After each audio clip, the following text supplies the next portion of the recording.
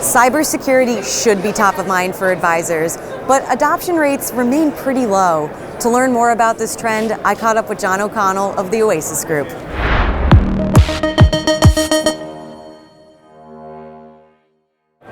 So I think the cybersecurity adoption amongst advisors is low for a couple of reasons. The first one being, in the past, it was more of a really kind of a recommendation, or you needed to be on top of, you needed to be able to attest to your cybersecurity policy. Moving forward, that's becoming more of a requirement. So the same evidence-based bar that you would find for example, recording all of the trading conversations you have with a client, retaining all the records that you're required to retain with a client, that's what cybersecurity is becoming now with these new regulations that are coming out. The second reason I think that happens is that what you're finding with cybersecurity today is, in a lot of cases, people have outsourced some of their IT function, and they think that their IT team is handling cybersecurity. The reality is that cybersecurity is a bit of a nuanced challenge. You've got training of your employees for things like phishing and smishing schemes. You've got endpoint security, the actual devices that they use every day. You've got email type of security. What are they using for email capability and how secure is that? You've got the cloud security. That's primarily where their IT teams are focused, right? So when you think about that nuanced problem across, having someone only focused on the IT portion or your cloud-based security portion actually doesn't encompass everything.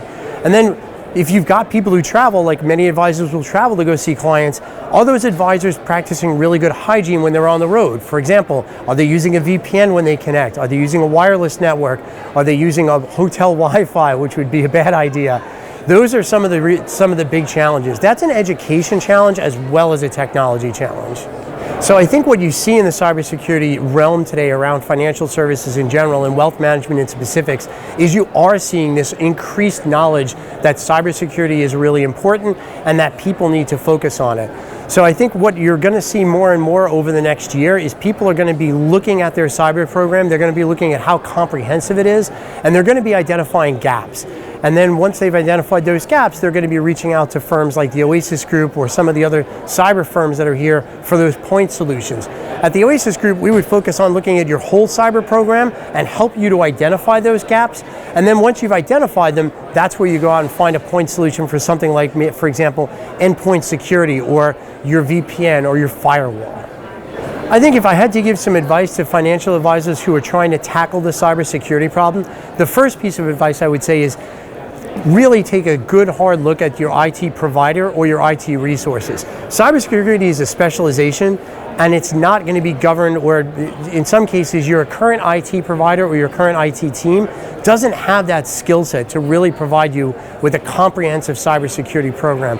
The second thing I would say is, whether you hire a firm like the Oasis Group or you go out and get educated on your own, get educated first on all these different aspects of cyber and really start thinking about, how do I put together an evidence-based approach that if a regulator were to happen, a regulator were to ask me for evidence that I have a cyber program, that I'm following it, what I've written in my cybersecurity plan, I'm actually following that. Your WISP is not just a document. Your written information security policy needs to be in practice, and you need to have evidence that it's being practiced.